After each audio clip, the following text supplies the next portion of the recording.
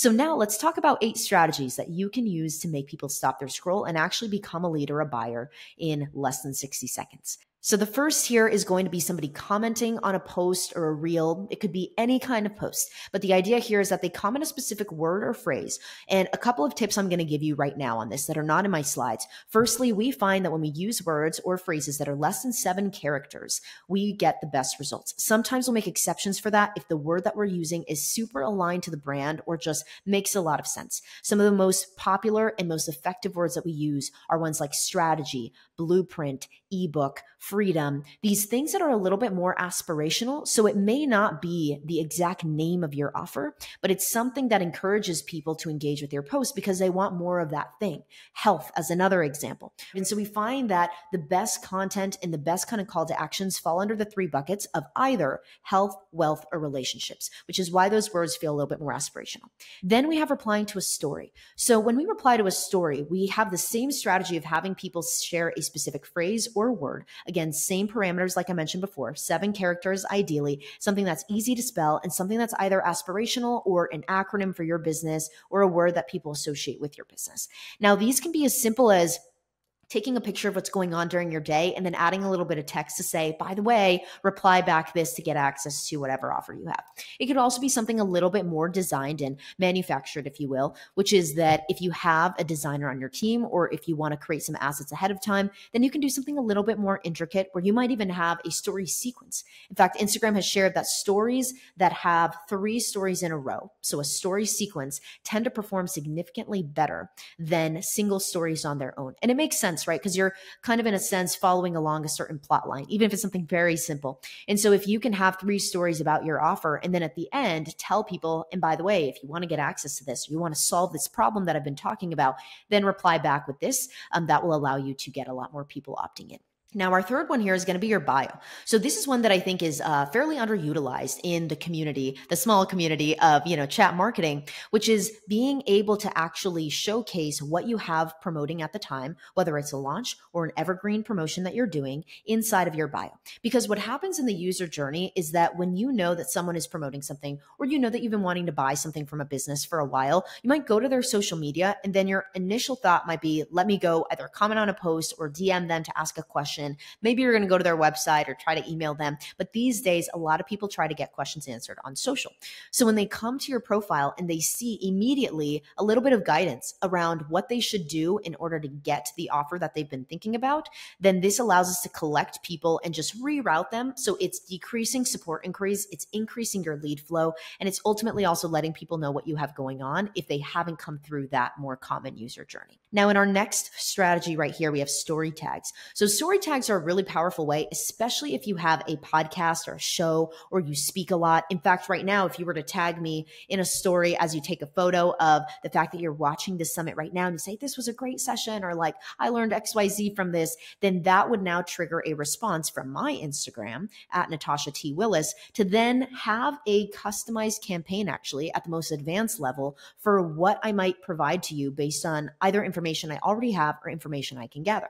So we can go as simple as giving people the main offer that you might have inside of your DMs, or you could use conditional logic inside of ManyChat without getting too technical here to say, well, what has somebody already done in my DMs in the past? And if they've already opted into one thing, then can I offer them something else that I might have already built out, or even capturing an email just to get them onto my email list? Now, our next one here is ads. So these are a really powerful way to immediately drop down your lead cost and be able to then collect people immediately into the DM. So you don't have to go chase them around the internet, even if they don't opt into your landing page. Because what oftentimes happens is that at scale, the average opt-in for a landing page that we see for digital product companies that we work with, e-com and several other industries, is that it's going to be around 25%, maybe a little bit less, maybe a little bit more. Now, if you're just looking at organic traffic, it could be really high. Like some of our clients, I've seen 70%, 80% landing page rates. That's very uncommon.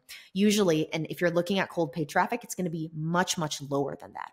And so what happens when we swap that from a landing page opt-in to a DM opt-in from an ad, where they click on the ad and they actually receive a message instead of going to your landing page, we now are collecting a much higher percentage of the people who are opting in. So 75% at minimum is usually what we see of either collecting their name, email, name and phone number, or any other information that we might want from these leads. And you also have a direct communication line now to these leads as well. So they are a lot more valuable to you than just a simple click, but it's actually a message now that you can either follow up with automatically or follow up with manually if you have a sales team that is already maybe doing this to a capacity, or calling people or emailing people as soon as they opt in, right? And so just to reiterate here, not only can your results happen overnight, but they can actually now serve as a long-term asset for your business, which is why this chat funnel concept is so powerful, because it's not something that you just build once and reap the rewards of once, but it's actually something that now becomes an asset that you can point to anytime you want to promote that offer. Now, our next one here is direct messages. So if you have a couple of segments of your audience, or you have the most common questions and you maybe know those right now, those top 3 or 5 that people tend to ask your business online or that they have when they're buying, then you can actually implement those as what are called conversation starters on ManyChat in your Instagram settings. So when you go and do that inside of your ManyChat settings under the Instagram section, you can actually now share a couple of those things here, and that can lead each of these to different chat funnels, right? So without getting too overwhelmed about, okay, I've got to go and build all these chat funnels, it's more about how do I start with the one, really nail that, and then now you can continue to create more and more use cases over time for each of the different things that you might have going on in your business. The next one here is broadcast channels. So if you haven't already dove into broadcast channels on Instagram, the way that they work, I like to think of it like a group chat, except it's one way. So we are literally broadcasting out content, polls, messages, links to your posts that you just put up on Instagram inside of this channel, voice notes as well, FYI, or any kind of media like that. And then people can react or engage with the polls and the messages that get sent. Now, this is not a two-way street though, like your DMs. So we're able to leverage the fact that people are seeing this inside of their DMs, right? This prime real estate inside of their inbox. And we're able to pull these people into the DMs from your broadcast channel. If you already have too much going on trying to keep up with being consistent on Instagram and posting, then don't even worry about a broadcast channel right now. But if you feel like you have that pretty nailed down and systemized, and you're like, I could put a little bit more effort into continuing to get more ROI from Instagram, then creating a broadcast channel and being able to leverage it is a great opportunity for you to do that. And finally, we have commenting on a live. So a couple of best practices here. At minimum, we will always pin a comment with the exact CTA, and this is the exact wording that has performed the best for us. And this is tested on lives between 20 people to thousands of people at a time there. And what we find is that even if somebody tunes in for like 3 seconds, they still will opt in because they see that immediately there. Because as many of you might know, Instagram Live does tend to be a little bit glitchy sometimes. And so when you jump in for the first time, people might start to talk on there, and then it might jump to another section of the live. It's actually live broadcasting.